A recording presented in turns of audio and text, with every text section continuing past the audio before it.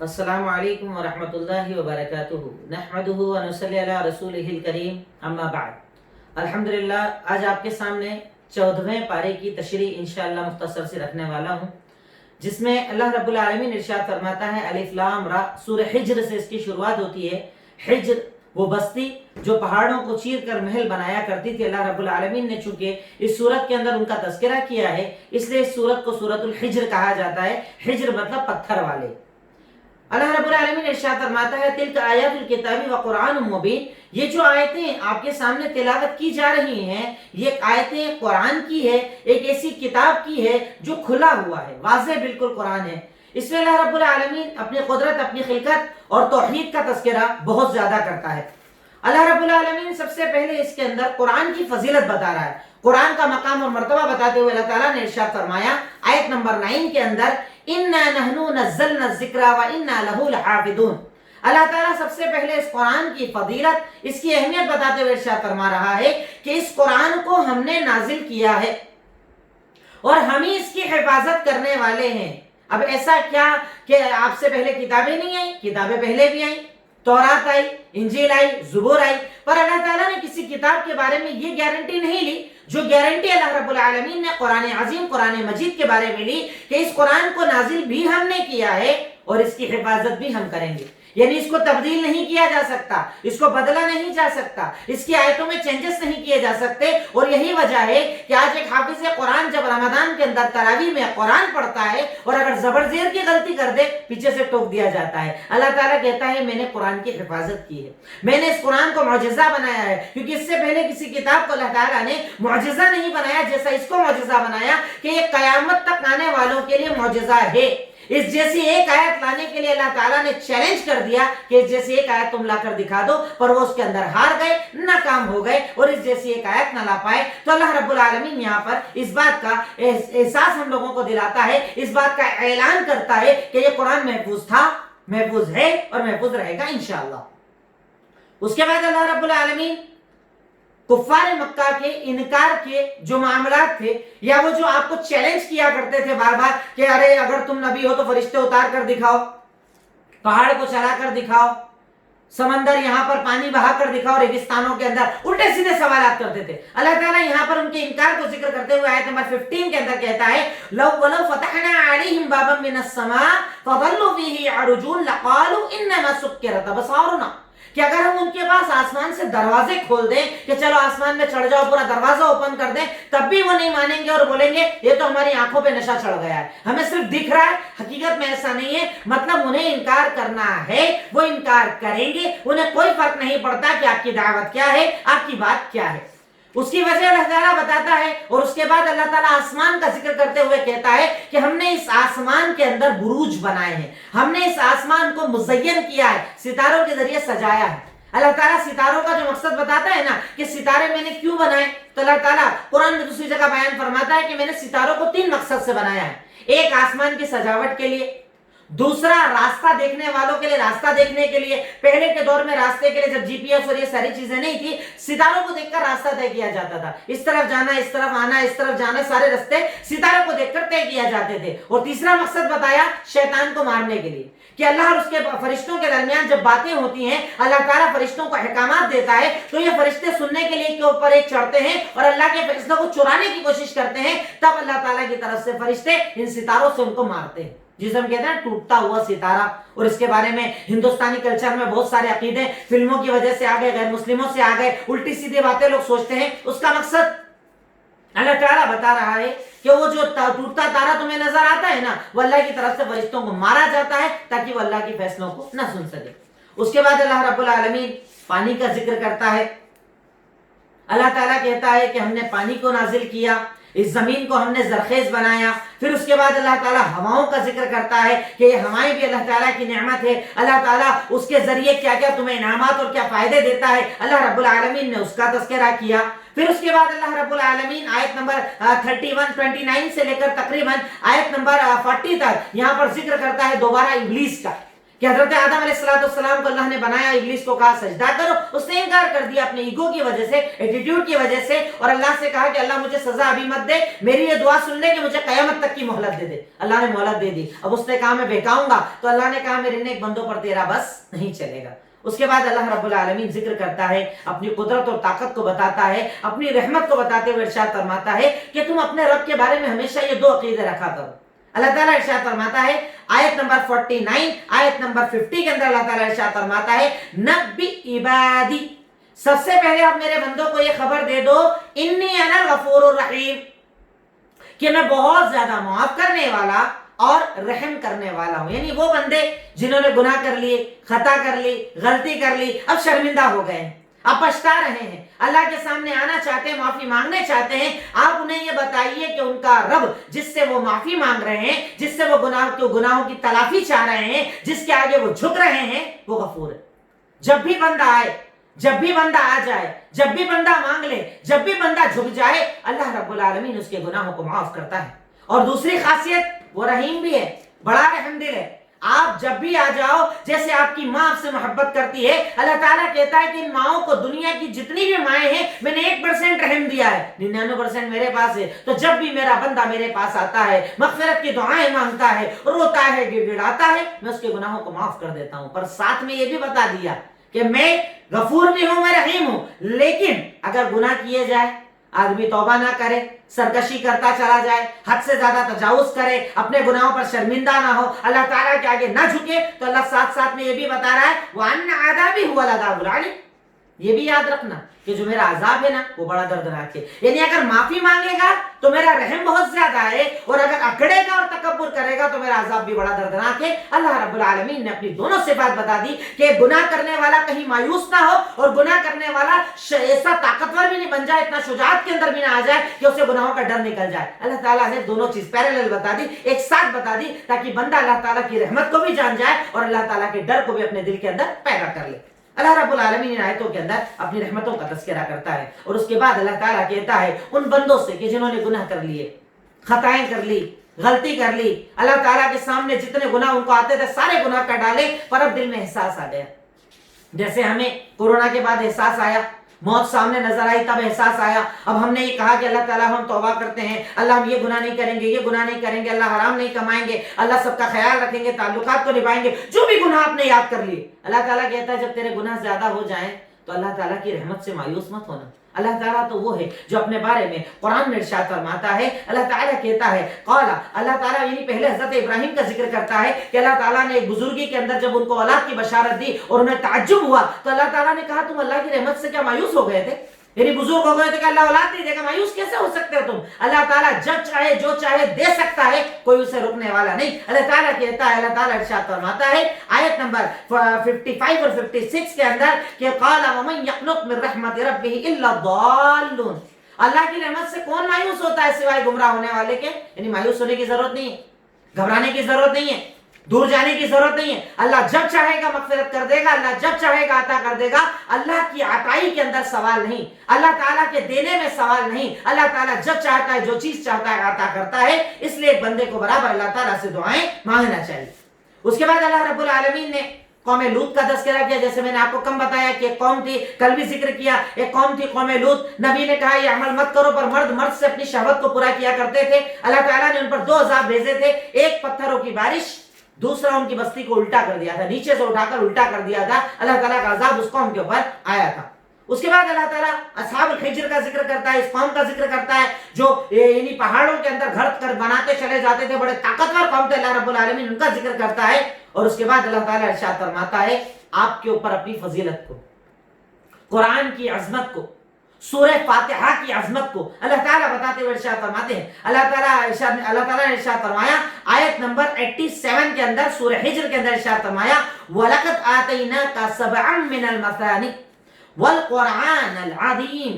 کیا آپ دیکھیے, آپ نے میرے سے تو ہم نے آپ کو بہت نعمتیں دی, بہت نعمتیں عطا کی, پر ان نعمتوں میں ایک بڑی نعمت جو ہم نے آپ کو دی وہ یہ کہ ہم نے آپ کو 7 مثانی, 7 چیزوں کیا دی, سورہ فاتحہ. اکثر مفسرین نے کہا اس سے مراد اللہ تعالیٰ سورہ فاتحہ میں چونکہ 7 آیتیں ہیں تو اللہ کہتا ہم نے یہ 7 آپ کو دی, 7 آیتیں دی.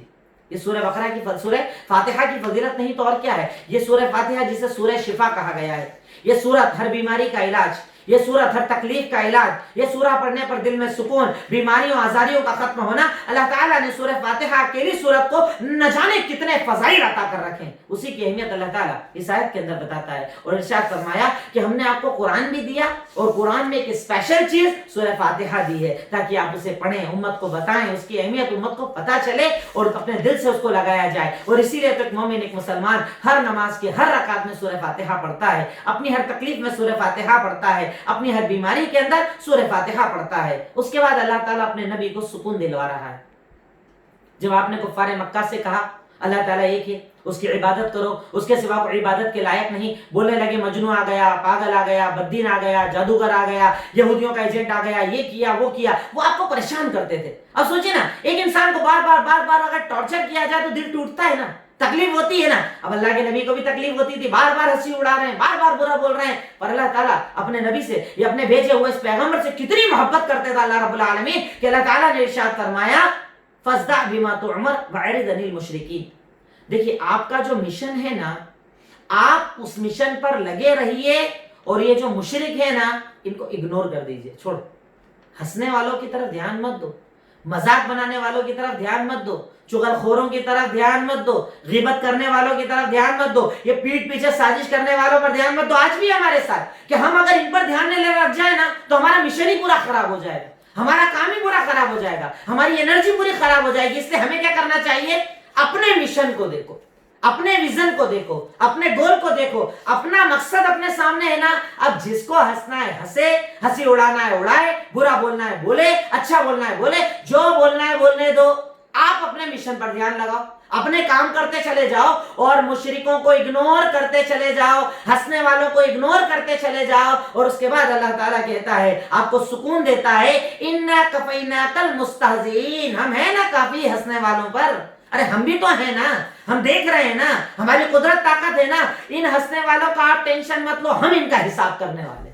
کتنی بڑی فضیلت، کتنا بڑا مقام، کتنا بڑا مرتبہ اللہ تعالیٰ بتاتا ہے کہ یہ لوگ جو اللہ کے ساتھ غیروں کو معبود بناتے ہیں ان کو پتہ چل جائے گا، ہمیں معلوم ہے ان کے بولنے سے آپ کے دل کو تنگی ہو جاتی ہے، آپ کو تکلیف ہوتی ہے، آپ کو برا لگتا ہے، آپ کو تکلیف ہوتی ہے کہ کیسے کیسے مجھے برے برے جملے پکارتے ہیں، تو اللہ تعالیٰ نے اس کا طریقہ بتایا کہ کیسے اپنے آپ کو ڈائیورٹ کیا جائے، ہنسنے والوں سے کیسے اپنا دماغ ہٹایا جائے، کیسے ان ہنسنے والوں سے ہٹ کر اپنے مشن پر دماغ لگایا جائے۔ اللہ تعالیٰ نے سورہ حجر کی آخری سیکنڈ لاسٹ آیت کے اندر بتایا فَسَبِّحْ بِحَمْدِ رَبِّكَ۔ سب سے پہلا طریقہ، اللہ کی تسبیح بیان کیجئے۔ جب لوگ آپ کا مذاق اڑائیں نا، آپ بولیے سبحان اللہ، الحمدللہ، اللہ اکبر، لا الہ الا اللہ، محمد رسول اللہ۔ جو جملے آپ کو یاد ہے اللہ کا ذکر کیجئے، اللہ کا ذکر کیجئے، وہ آپ کے دل کو مضبوط بنا دے گا، آپ کو طاقت دے دے گا، قوت دے دے گا۔ اور اس کے آگے ارشاد فرمایا وَاعْبُدْ رَبَّكَ حَتَّى يَأْتِيَكَ الْيَقِينُ، کہ جب تک یہاں پر ہو، جب تک کہ دنیا سے رخصتی کا وقت نہ آ جائے، تب تک اللہ کی عبادت کرتے رہو، تو اللہ کا ذکر اور اللہ کی عبادت آپ کو طاقت اور قوت دے گا، آپ کے مشن کو اچھا بنا دے گا، اور جو ہنسنے والے ہیں ان کی طرف سے اللہ رب العالمین انشاءاللہ کافی ہو جائے گا۔ تو آپ ٹینشن مت لیجئے، آپ فکر مت کیجئے، آپ غم مت کیجئے، اپنے مشن پر دھیان لگائیے، اپنے کام پر دھیان لگائیے، اللہ تعالیٰ آپ کے لیے انشاءاللہ کافی ہے۔ اس سے اللہ کے نبی کا مقام و مرتبہ بھی پتا چلا، اور ساتھ ہی ساتھ یہ بھی پتا چلا کہ ایسے حالات آپ کے اور میرے ساتھ ہو جائے تو ہمیں بھی یہی کرنا چاہیے، اگنور، صرف اگنور۔ جتنا ان کو دھیان دو گے نا، یہ اتنا آپ کو پریشان کریں گے۔ جیسے ہوتے نا کئی بار واٹس ایپ والے مفتی، واٹس ایپ والے مناظر، الٹی سیدھی بحث کرنے والے، اب اگر میں ان کی جواب دینا شروع کر دوں نا تو یہ میری انرجی خراب کر دیں گے۔ مجھ پر ہنسنے والے، مجھ پر الزام تراشی کرنے والے، میرے بارے میں برا بھلا بولنے والے، ہر طرح کے لوگ دنیا میں آپ کو ملیں گے۔ اب اگر میں ان پر دھیان دوں گا نا تو میرا پورا مشن ہی خراب ہو جائے گا۔ اس لیے میں کیا کروں، اپنے آپ کو اللہ کے سامنے رکھوں، غلط ہوں توبہ کروں، اپنے آپ کو سدھاروں، ان پر دھیان نہ دوں، انہیں اگنور کروں اور اپنے مقصد پر دھیان دوں، تو انشاءاللہ اللہ رب العالمین میری زندگی، میرے عمل اور میری عمر اور میرے علم، ہر چیز میں برکتیں ڈال دے گا انشاءاللہ۔ اس کے بعد اللہ تعالیٰ سورہ نحل، نحل کہا جاتا ہے شہد کی مکھی کو، ہنی بی کو۔ اللہ تعالیٰ نے اس کے نام پر ایک سورت نازل کی، کیوں؟ شہد کی اہمیت بتانے کے لیے، شہد کے استعمال کی اہمیت کو بتانے کے لیے، ورنہ اللہ تعالیٰ بنا اہمیت کے کبھی قرآن کے اندر کوئی چیز ذکر نہیں کرتا ہے۔ اللہ تعالیٰ نے اس سورت کے اندر توحید کی بے شمار دلیلوں کو بیان کیا، بے شمار دلیلیں، کیونکہ میں آپ کو بتاؤں، دیکھیے قرآن 3 حصوں کے اندر بٹا ہوا ہے. ایک حصہ نبیوں کے واقعات جس میں نبیوں کے واقعات آپ کو ملیں گے. دوسرا حصہ اوامر اور نواہی، ڈو ڈونٹ، حلال حرام.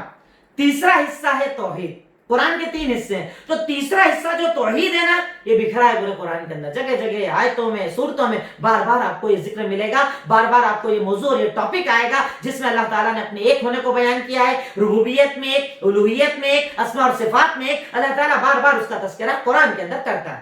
اللہ تعالیٰ ارشاد فرماتا ہے پہلے تو کفار مکہ کے بارے میں کہ اللہ تعالیٰ کا حکم آ گیا جس کے بارے میں یہ لوگ جلدی کر رہے تھے، ان کو بڑی جلدی تھی نا. اللہ تعالیٰ اس کے بعد اپنی تخلیق کا ذکر کرتا ہے.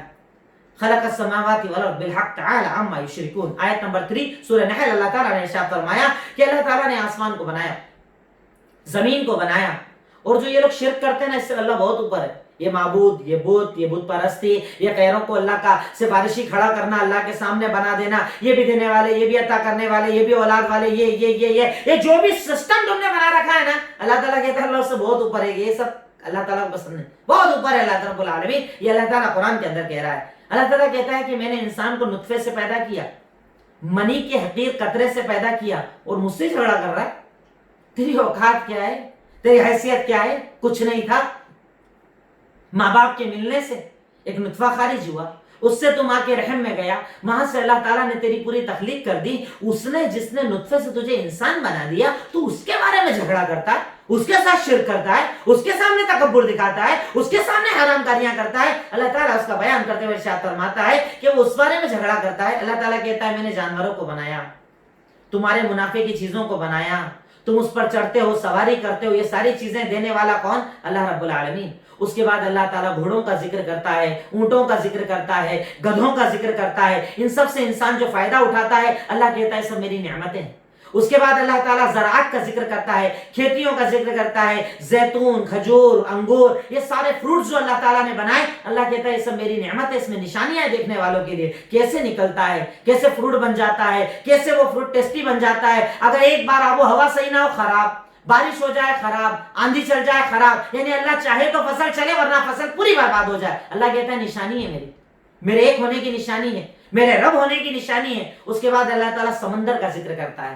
سمندر سے ہم بے شمار نعمتوں کو نکالتے ہیں، بے شمار اللہ تعالیٰ کی نعمتوں کو نکالتے ہیں اور اس سے اپنی زندگی گزارتے ہیں. اللہ تعالیٰ کہتا ہے آیت نمبر 14 کے اندر، اللہ تعالیٰ نے ارشاد فرمایا سورہ نحل کے اندر، وَهُوَ الَّذِي سَخَّرَ الْبَحْرَ. وہی تو اللہ کی ذات ہے جس نے سمندر کو مسخر کیا. آپ دیکھتے ہیں جو لوگ سمندر میں ٹریولنگ کرتے ہیں ان سے پوچھئے گا، سمندر جب تک شانت ہوتا ہے نا، بڑا مزہ آتا ہے سفر کرنے میں. پر کبھی تلاطم آ جائے، لہریں اونچی چل جائے، سب کی سانسیں اکھڑ جاتی ہے، کشتیاں پلٹ جاتی ہے، بڑے بڑے کروز پلٹ جاتے ہیں، کوئی کچھ نہیں کر پاتا. اللہ تعالیٰ کہتا ہے کہ جو سمندر مسخر ہے نا، کہ تم آسانی سے شکار کر لیتے ہو، سفر کر لیتے ہو، مچھلیاں نکالتے ہو، نہ جانے کتنی اس میں اللہ تعالیٰ نے تمہارے لیے طیب چیزیں، حلال چیزیں رکھی، سب نکالتے ہو، کھاتے ہو. یہ اللہ کا انعام ہے تمہارے اوپر. اگر اللہ ہمیشہ ہی تلاطم دے دے، ہمیشہ ہی سمندری طوفان دے دے، کچھ نہیں کر پاؤ گے. اللہ تعالیٰ یہاں پر اپنی سمندر کی 3 نعمتوں کا، 3 چیزوں کا تذکرہ کرتا ہے. کہتا ہے کہ سب سے پہلے تو میں نے اسے مسخر کیا، اس سے فائدہ کیا ملا؟ تازہ تازہ کھانا تم کو ملتا ہے. مچھلیاں تم کھاتے ہو، سی فوڈز تم کھاتے ہو. اگر آپ پوری دنیا کا سروے کریں گے نا، تو پوری دنیا کے اندر ایک بڑا حصہ سی فوڈ پر اپنی زندگی گزارتا ہے. سی فوڈ ان کی بیسک غذا ہے، اسی پر وہ جیتے ہیں. اللہ تعالیٰ کہتا ہے میری قدرت ہے، اگر میں نہ چاہوں تو تم نکال بھی نہیں پاؤ گے. وہاں سے تمہیں تازہ ترین گوشت ملتا ہے، تم اس سے کھاتے ہو.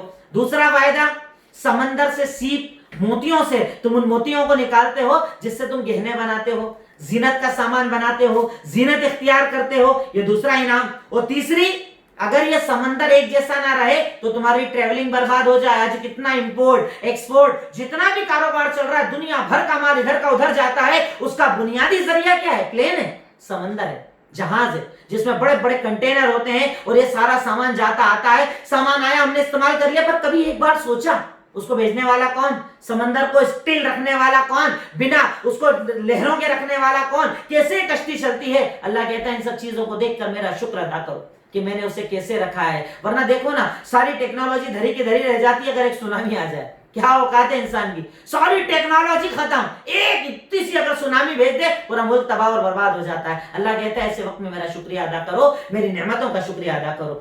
اس کے بعد اللہ تعالیٰ شرک کا ذکر کرتا ہے کہ جب آسمان بنانے والا میں زمین بنانے والا میں، قدرت میری، طاقت میری، ہر چیز کا کرنے والا میں، تو اللہ تعالیٰ کہتا ہے پھر یہ شرک کیوں کرتے ہیں، کیوں یہ اللہ کو چھوڑ کر غیروں کو پکارتے ہیں؟ اللہ تعالیٰ اس کا تذکرہ کرتا ہے کہ جب تم اللہ تعالیٰ ہی سب کچھ کرنے والا، اور اللہ تعالیٰ اس کے آگے کہتا ہے آیت نمبر 18 کے اندر وَإِن تَعُدُّوا نِعْمَةَ اللَّهِ لَا تُحْصُوهَا إِنَّ اللَّهَ لَغَفُورٌ رَحِيمٌ۔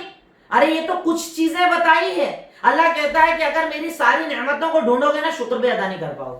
اتنی نعمتیں میں نے تم کو دی ہے، پورا دن دیکھتے جاؤ، صبح اٹھنے سے سانس چل رہی ہے، دل دھڑک رہا ہے، آنکھ دیکھ رہی ہے، کان سن رہا ہے، کھانا کھایا، پانی پیا، فروٹ کھایا، گوشت کھایا، ہر چیز پہ اللہ کا شکریہ ادا کرو۔ تم ادا ہی نہیں کر پاؤ گے، اللہ کی نعمت کو کاؤنٹ ہی نہیں کر پاؤ گے، کاؤنٹنگ ہو ہی نہیں سکتی، اتنی نعمتیں اللہ تعالیٰ نے تمہیں دی۔ پھر اس کے بعد اللہ تعالیٰ کہتا ہے اتنا سب کرنے والا میں تمہارے اندھیرے اجالے کو جاننے والا میں، پر اس کے بعد والذین یدعون من دون اللہ لا یخلقون شیئا وهم یخلقون، مجھے اللہ تعالیٰ کہتا ہے کیسے ایسا معاملہ ہوتا ہے کہ جب سب کچھ کرنے والا میں، پیدا کرنے والا میں، تخلیق کرنے والا میں، تو کیسے یہ مجھے چھوڑ کر کسی اور کو پکارتے ہیں؟ جو خود پیدا ہوا، پیدا ہونے کا محتاج تھا۔ جتنے معبود تم نے بنائے پہلے تھے نہیں تھے، پیدا ہوئے، اور جو پیدا ہو معبود ہو ہی نہیں سکتا، جو پیدا ہو وہ اللہ کے برابر ہو ہی نہیں سکتا، جو پیدا ہو وہ اللہ کا سفارشی کیسے بنے گا، اللہ تعالیٰ کے سامنے کیسے کھڑا ہوگا؟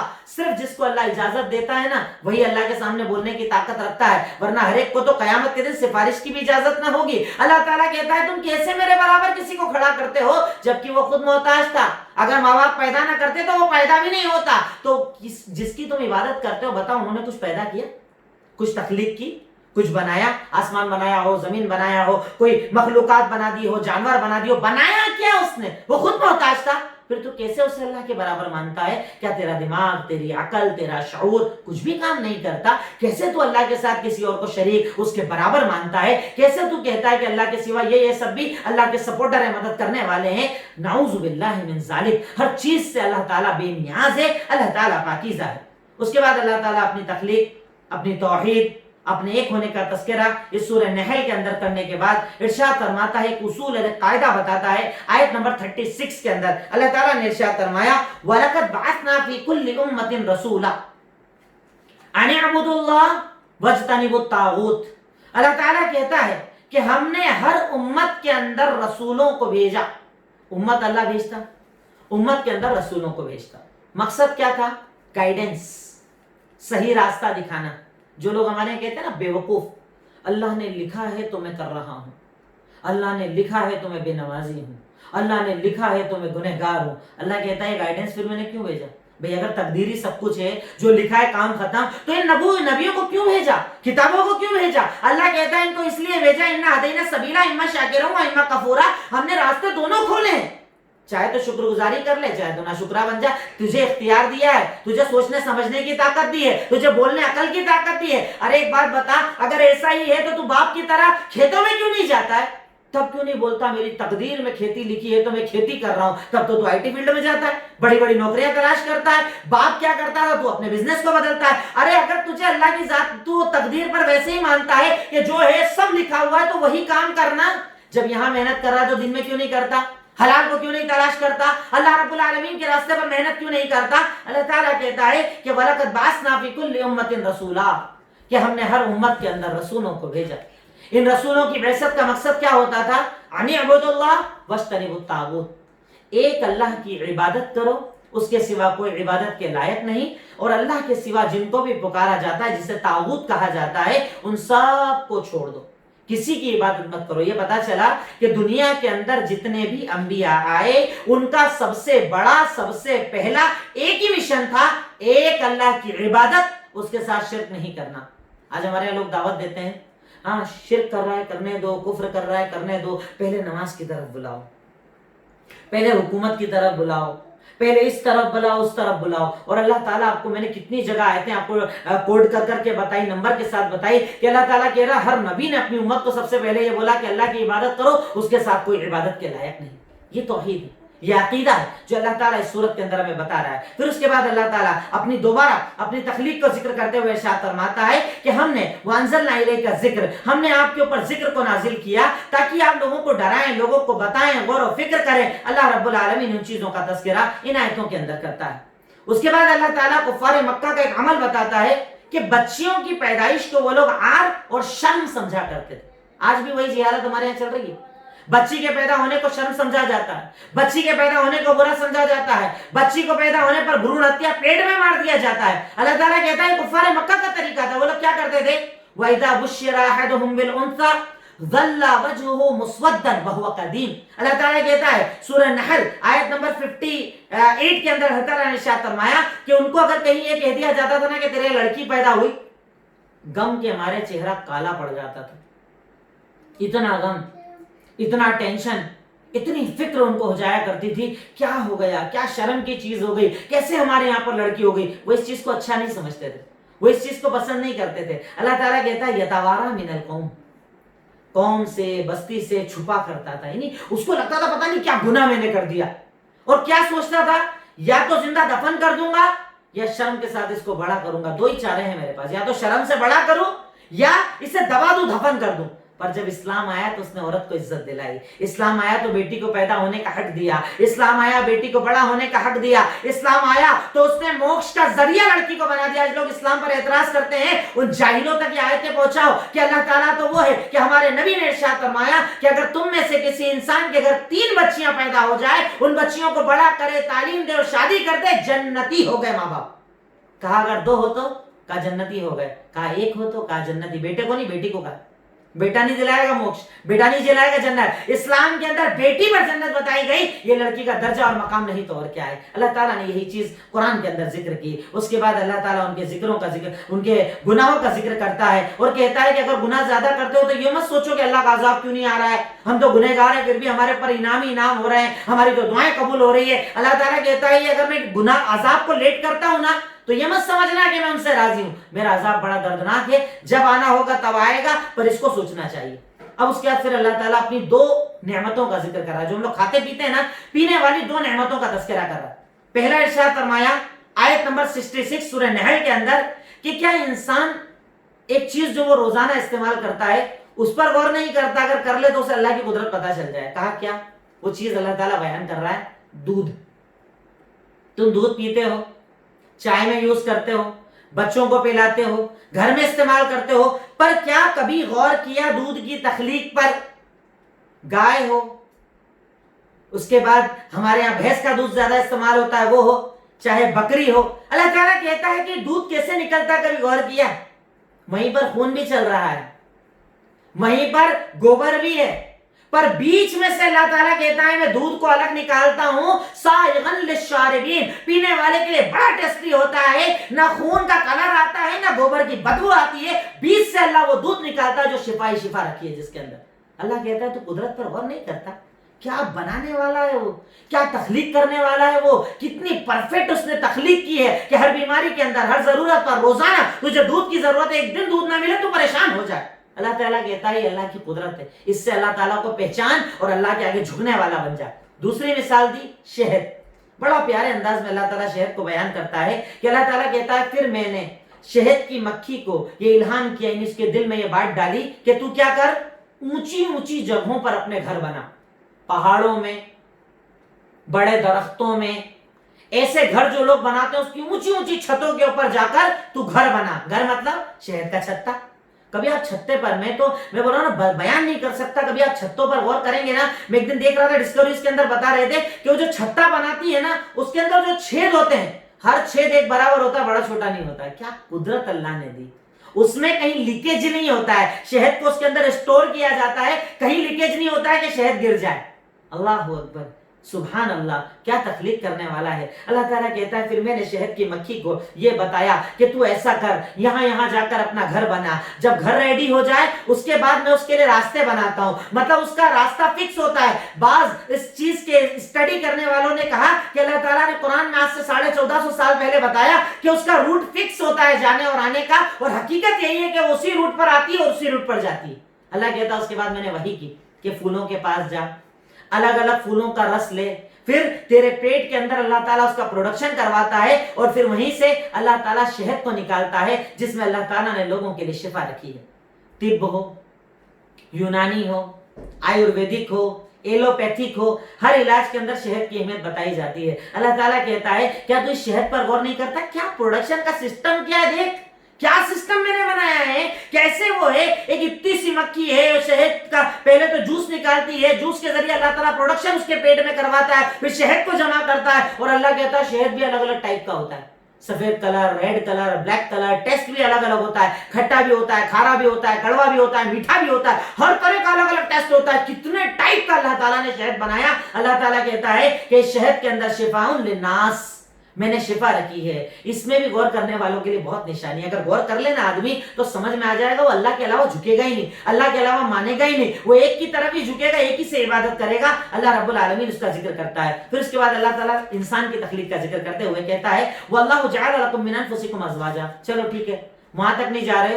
اللہ تم یہ نہیں دیکھتے ہو کہ اللہ تعالیٰ نے تمہارے لیے عورتوں کو بنایا, مرد پہلے بنایا حضرت آدم کو, ان سے ان کی بیوی کو بنایا عورت, پھر ان سے جوڑوں کو بنایا, اس کے ذریعے تمہیں میاں بیوی بنایا, تمہاری اولاد بھی ہوتی ہے, پوتا پوتی بھی ہوتے ہیں, اللہ تعالیٰ تمہیں کھانا دیتا ہے. اس پر اگر غور کر لو تو ہی تمہیں اللہ تعالیٰ کی قدرت کا احساس ہو جائے گا, اللہ تعالیٰ کی طاقت کا احساس ہو جائے گا. اسی کا ذکر اللہ تعالیٰ اور زیادہ کرتے ہوئے ارشاد فرماتا ہے آیت نمبر 78 سورہ نحل کے اندر. اللہ تعالیٰ نے ارشاد فرمایا, سورہ نحل بڑی پیاری سورت ہے, ویسے تو پورا قرآن ہی بڑا پیارا ہے, پڑھنا چاہیے, ترجمے سے سمجھنا چاہیے, تدبر کرنا چاہیے, پر اللہ تعالیٰ ارشاد فرماتا ہے کہ وہی اللہ کی ذات ہے جس نے تمہیں جب ماں کے پیٹ سے نکالا. ہم ماں کے پیٹ سے کیسے نکلے تھے؟ انجینئر, ڈاکٹر, آئی ٹی کے ماہر, جاہل نکلے تھے, جاہل پیدا ہوئے تھے. ہمارے پاس صرف ایک علم تھا, وہ تھا توحید کا علم, کیونکہ توحید کا علم اللہ نے فطرت کے اندر ڈالا, انسانی فطرت کے اندر ہے. اسی لیے آپ دیکھیے, میں نے اس سے پہلے بھی کہا نا, جتنے بھی ریورٹ لوگ ہوتے ہیں وہ کہیں گے کہ کہیں نہ کہیں یار سوال تو کھٹکتا تھا کہ ہم یہ عبادت کیوں کرتے, ہم وہ کیوں کرتے, یہ کرنا چاہیے وہ نہیں کرنا چاہیے, کیونکہ اللہ تعالیٰ نے اس دماغ کے اندر پیدائش کے وقت سے یہ بات ڈالی ہے کہ وہ ایک ہے اور وہ ایک ہی ہے. یہ سوال چلتا ہے انسان کے دماغ میں, پر اللہ کہتا ہے باقی چیزوں سے تو جاہل پیدا ہوا تھا. ماں نے تجھے سکھایا بیٹا یہ کھانا, یہ پانی, یہ موبائل, یہ قرآن, یہ کتاب, یہ ٹیبل, یہ پنکھا, یہ لائٹ, جس زبان میں ماں بولتی تھی اس زبان کو تو نے سیکھ لیا. اللہ تعالیٰ کہتا ہے کہ اللہ کی قدرت دیکھ, اللہ نے تجھے علم سیکھنے کے 3 ذریعے دیے. کیا کیا ذریعہ دیا؟ اللہ تعالیٰ کہتا ہے کہ جب تجھے ماں کے پیٹ سے نکالا تو کچھ نہیں جانتا تھا, جاہل تھا. پھر اللہ نے تجھے 3 ذریعے دیے علم حاصل کرنے کے. پہلا کان, دوسرا آنکھ, تیسرا دل اور دماغ. دل اور دماغ دونوں کنیکٹڈ ہوتے ہیں. اللہ تعالیٰ کہتا ہے کوئی سن کر علم حاصل کرتا ہے, کوئی دیکھ کر علم حاصل کرتا ہے پڑھ کر, اور کوئی دل سے, یعنی اس کو آنکھ نہیں ہے پر کان سے سنتا ہے, دل میں بٹھا لیتا ہے. کوئی کان نہیں ہے, آنکھ سے صرف دیکھتا ہے, دل میں بٹھا لیتا ہے. یہ 3 ذریعے علم کے حاصل کرنے کے ذریعے ہیں. اس سے آدمی علم حاصل کرتا ہے, سچ اور غلط کو پہچانتا ہے, اچھائی اور برائی کا فرق سمجھتا ہے. اللہ تعالیٰ کہتا ہے لعلکم تشکرون, کاش تم اللہ کا شکر ادا کرتے. اللہ تو نے مجھے آنکھ دی, الحمدللہ. تو نے مجھے کان دیے, الحمدللہ. ارے دیکھو نا, اللہ تعالیٰ اس آنکھ کو دیکھنا سکھاتا ہے, اور ذرا سا ویژن کمزور ہو جائے اتنا موٹا چشمہ لگانا پڑتا ہے, اور اللہ نے اتنی باریک لینس کے اندر ہی کام ڈال دیا.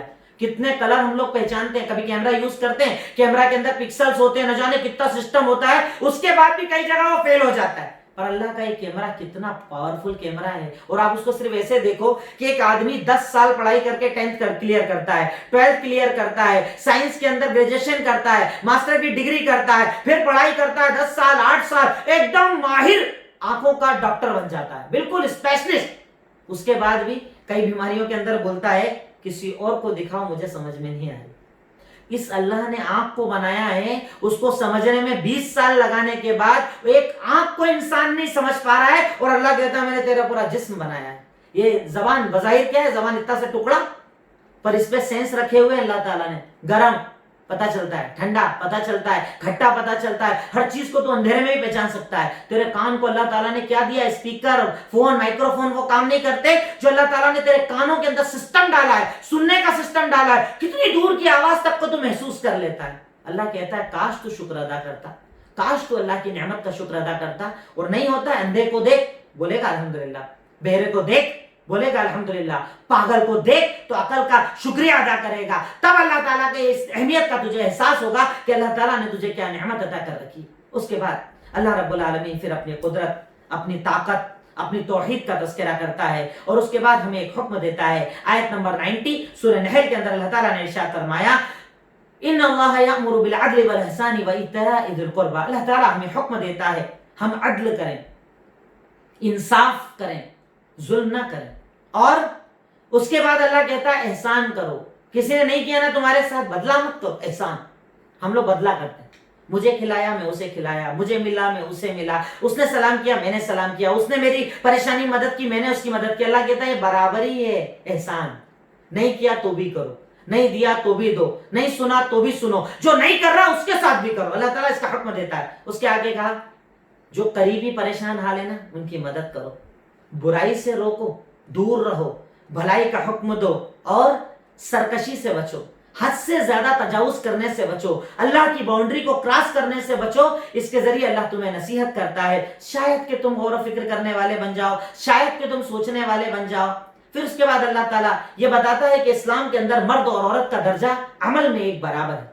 यहाँ पर कोई ऊंच नीच नहीं है, बड़ा छोटा नहीं है। बहुत इल्जाम साहब इस्लाम औरतों को दबाता है, हक नहीं देता है, अधिकार नहीं देता है, ऐसा करता है वैसा करता है। अल्लाह ताला इस आयत के अंदर बता रहा है कि देखिए इस्लाम का अधिकार, काश तूने कुरान को पढ़ा होता। और कई जाहिल मुसलमान इनका सपोर्ट करते हैं क्योंकि वो खुद भी कभी कुरान को नहीं पढ़ते। इन आयतों को याद रखना ये आपकी जिम्मेदारी है। मैं बोलकर अपनी जिम्मेदारी पूरी कर रहा हूं, आप सुनकर देखकर अपनी जिम्मेदारी आज से चालू कर रहे हो, इसको अदा करना है आपको इंशाअल्लाह। अल्लाह ताला इरशाद फरमाता है आयत नंबर 97 के अंदर, मन अमिल सालिहन मिन ज़करिन औ उन्सा व हुवा मुमिन फलनुहयिन्नहु हयातन तय्यबा, कि अगर तुम में से कोई इंसान नेक अमल करता है, चाहे मर्द चाहे औरत, हम उसके अमल की बुनियाद पर उसे एक प्यारी जिंदगी अता कर देते हैं। और ये दुनिया का फायदा और आखिरत में तो उसे बहुत बड़ा अजर देंगे जो उसने अमल किया है। यानी ये नहीं कहा कि मर्द अमल करेगा तो एक दर्जा ऊपर कर देंगे, औरत करेगा तो उसको नीचे रखेंगे। इस्लाम ने जुल्म नहीं किया है, एक बराबर, दोनों एक बराबर। लड़का अमल करे तो वही सवाब, लड़की अमल करे तो वही सवाब, दोनों को बेहतरीन जिंदगी दुनिया में देंगे और आखिरत भी संवार देंगे। यहाँ पर अल्लाह रब्बुल आलमीन एक मकाम और मर्तबा बता रहा है कि अल्लाह ताला की नजर में इनका मकाम कितना ऊपर है। फिर अल्लाह ताला ने अपनी तौहीद का यहाँ पर तज़किरा किया। उसके बाद अल्लाह रब्बुल आलमीन आखिर में हजरत इब्राहीम अलैहिस्सलाम का मकाम और मर्तबा बताते हुए इरशाद फरमाता है आयत नंबर 120 सूरह नहल के अंदर, इन्ना इब्राहीम कान उम्मतन कानितन लिल्लाहि हनीफा। देखिए यहाँ पर हजरत इब्राहिम का मकाम देखिए आप। मैंने आपको इससे पहले बताया कि अल्लाह ताला हजरत इब्राहिम को इतना पसंद करता था कि उनका मकाम इतना ऊपर कर दिया कि अल्लाह ताला ने इरशाद फरमाया कि अल्लाह ताला की नजर में इब्राहिम का मकाम ये कि वो अकेला एक उम्मत था। अकेले इब्राहिम एक उम्मत थे। उम्मत कहा जाता है नबी के फॉलोअर्स को, जो बहुत सारे होते हैं उनको उम्मत कहा जाता है। अल्लाह कह रहा है कि हजरत इब्राहिम अकेले एक उम्मत के बराबर थे। इतना इम्तिहान उन्होंने दिया, इतनी अल्लाह की रजा को पसंद किया, इतना अल्लाह के आगे झुकने वाले थे कि अल्लाह ताला ने कहा वो अकेला उम्मत था, अल्लाह के आगे रुजू करने वाला था। वो अल्लाह के सिवा किसी की इबादत नहीं करते थे और वो शिर्क करने वाले नहीं थे। वो अल्लाह ताला की नेमतों का शुक्र अदा करने वाले थे। अल्लाह ने उन्हें चुना था और सिराते मुस्तकीम दे दिया था। अल्लाह ताला यहाँ पर उनकी फजीलत बताते हैं। और उसके बाद आयत नंबर 123 सूरह नहल, यहाँ पर अल्लाह ताला ने बताया कि इब्राहिम का मकाम क्या है कि अल्लाह के नबी को हुक्म दिया गया, सुम्मा औहयना इलैका अन इत्तबि मिल्लत इब्राहिम हनीफा।